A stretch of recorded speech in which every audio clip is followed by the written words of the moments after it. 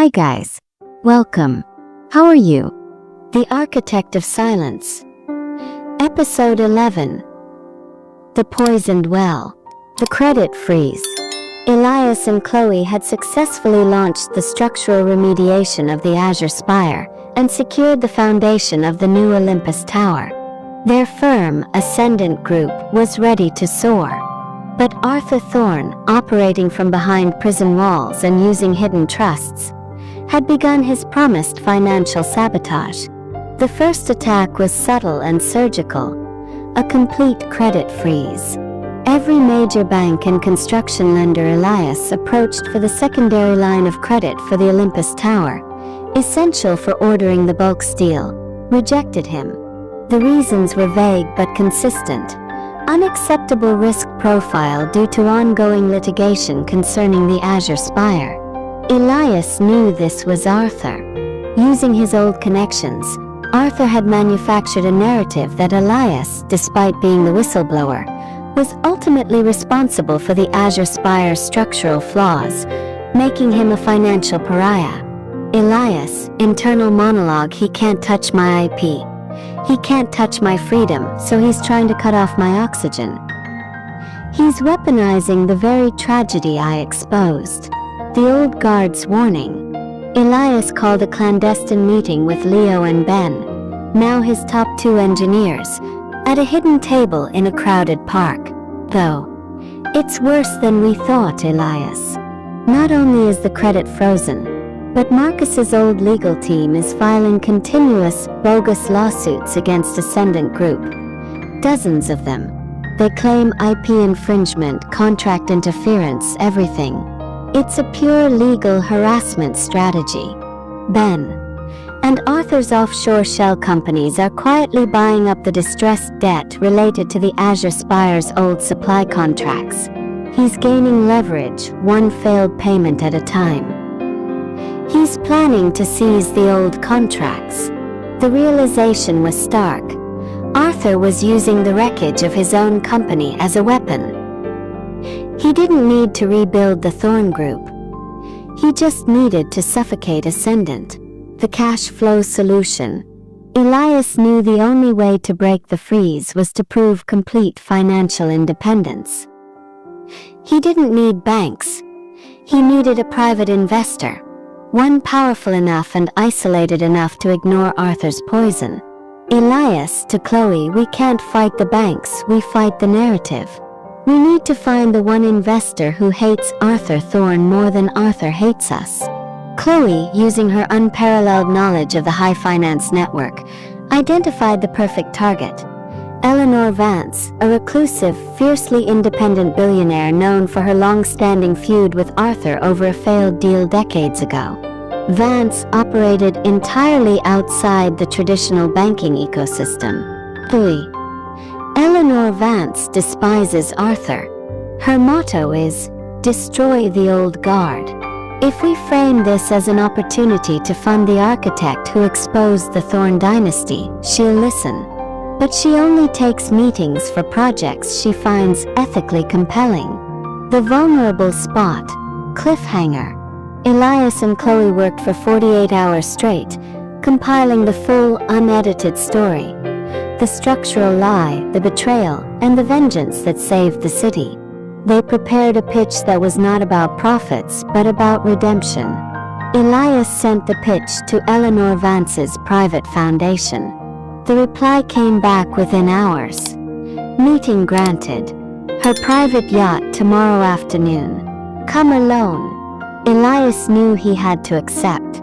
This was their only chance to secure the funding and break Arthur's chokehold.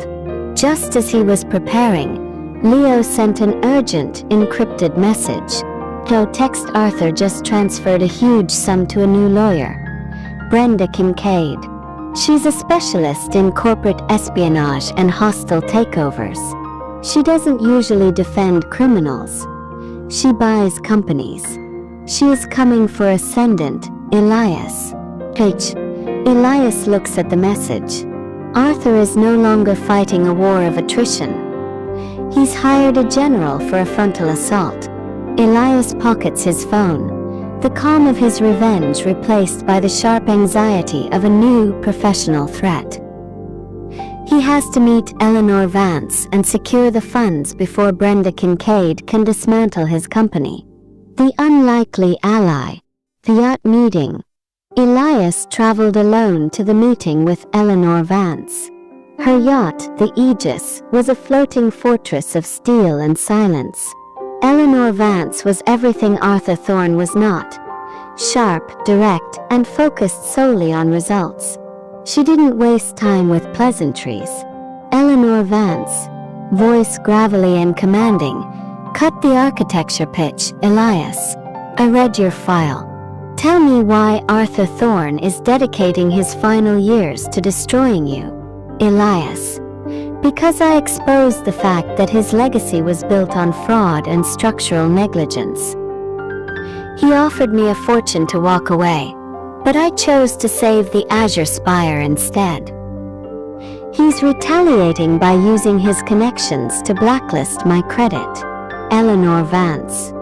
And why should I care? I make money. I don't settle old scores for free. Elias, you should care because the Olympus Tower is an ethical project. We are fixing the Azure Spire with honest materials. I'm not just building a skyscraper, Ms. Vance. I'm building a symbol of integrity that the public will rally behind. If you fund this, you don't just get a massive return. You get to watch Arthur Thorne's dying threat collapse into dust.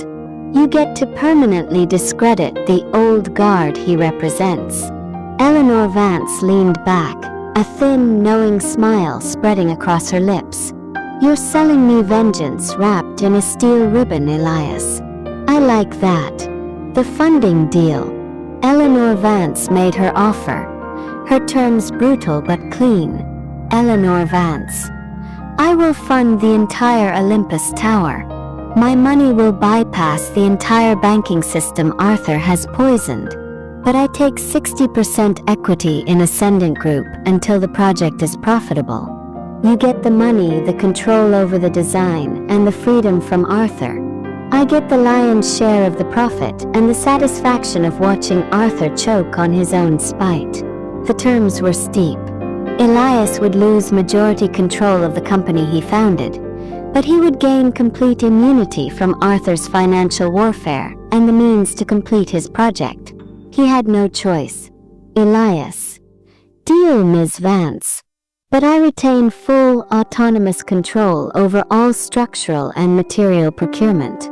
This tower will be built with integrity, regardless of cost. Eleanor Vance. Agreed. Now go build your honest monument, Elias. And when Arthur's lawyer, Brenda Kincaid, comes calling, tell her she's dealing with Aegis funds now. That should stop her cold. The Kincaid counter-assault. The next day, Elias received the first official communication from Brenda Kincaid, Arthur's corporate executioner. The letter was aggressive, demanding Ascendant cease all work on the Azure Spire immediately. Elias called her office directly. Brenda Kincaid, voice sharp, dismissive. Mr. Thorne, my client is preparing a massive civil suit. You are engaging in illegal IP usage and contract interference. We will bankrupt you within 6 months. Elias. You're too late, Ms. Kincaid. Ascendant Group is now fully funded by Aegis funds. I suggest you direct your legal threats to Eleanor Vance. I doubt Arthur Thorne can afford that fight. The silence on the line was instant and complete. Brenda Kincaid, the predator, had just run into a far larger beast. The financial war was over, won by a single strategic alliance. The return of the architect, cliffhanger. With the funding secured, Elias could finally focus on the work. He ordered the steel and the specialized concrete for the Olympus Tower foundation, materials that were immune to Marcus's digital tampering. He and Chloe stood on the Azure Spire site, overseeing the first critical pour of the new stabilization pilings. The compromised 17B quadrant was finally being repaired. As the concrete mixer word, Elias received a text from Sarah.